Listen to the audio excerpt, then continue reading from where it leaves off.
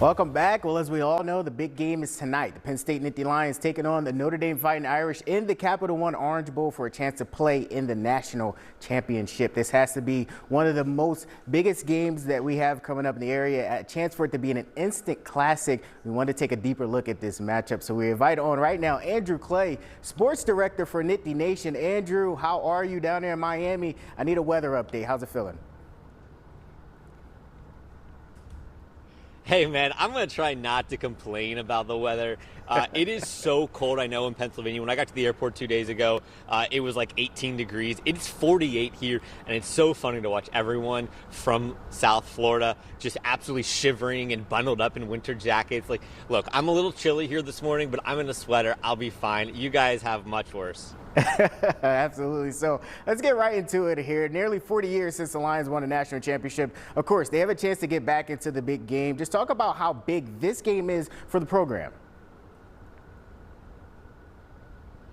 Yeah, this is a huge moment for Penn State. You know, they haven't won a national championship since, I believe, 86, though they love to claim, or some people around the program like to claim, that Rose Bowl win there in 1995, so the 94 season.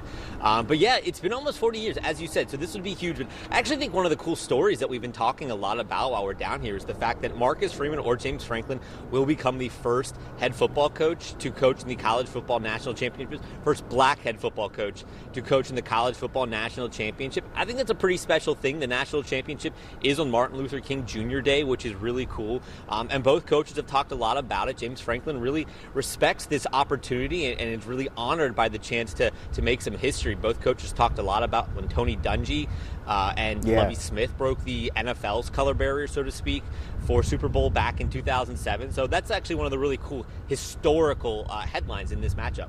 Absolutely. Certainly a big thing to talk about there. It would make history. I want to talk about Coach Franklin a little bit. He's faced some adversity this year as it relates to his future with the team. Of course, Penn State defeated third-ranked Boise State to get to this point.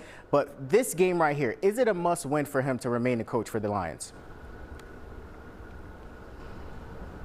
He's set. He's going to be back next year. I think any question about him coming back as Penn State's coach next year, that has all subsided, especially how late it is in the coaching cycle. I do think the new 12-team format is going to make it harder for playoff teams to actually fire their coaches, because who do you hire at this point? Transfer portal closed already, all that kind of stuff. So I do think it's no question he'll be back next year. But this is still perfect for his legacy.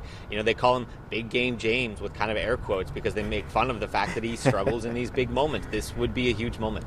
Absolutely. The Lions did a great job against Boise State for the most part, keeping Ashton Jeanty under control, but they now face another 1,000-yard running back with Jeremiah Love. Is the game plan the same for this matchup? I don't know if it's quite the same. Jeremiah Love's really banged up. He got hurt in that USC matchup a couple weeks back, and he really hasn't been the same kind of running back ever since. Just look at what he did against the Sugar Bowl. In the Sugar Bowl, when he ran for just 19 yards, and he didn't score a touchdown for the first time all season. So I think Notre Dame's ability to run the ball is going to be about how healthy Jeremiah Love is and how healthy Notre Dame's offense is. I think Penn State definitely has a leg up, though, when we're talking about running games, because Penn State's running game with Nick Singleton, Katron Allen, that's at its healthiest, at its best this season. So while Jeremiah Love is a really good running back, I think Penn State probably has the hand up here. Absolutely. I love the analysis there. So I got to go deeper really quick here. Can I get your outlook on how this game ends up for the Lions? Well, I think Penn State really matches up well against Notre Dame. I know Notre Dame's defense is really good, and they're going to be able to take away probably a lot of Penn State's passing game.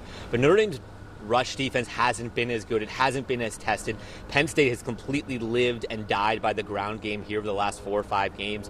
So I think if Penn State can establish that run and get it going, Penn State has an easy path to a victory. Now, if Notre Dame is able to buckle down and just play man on the outside and let these wide receivers, live and die by their ability to get open and actually slow down the run, I think that's a huge step for Notre Dame. I just don't know if that's possible. Penn State's running like 5.6 yards per carry over the last couple games. They've got 900 yards in their last 4 matchups alone.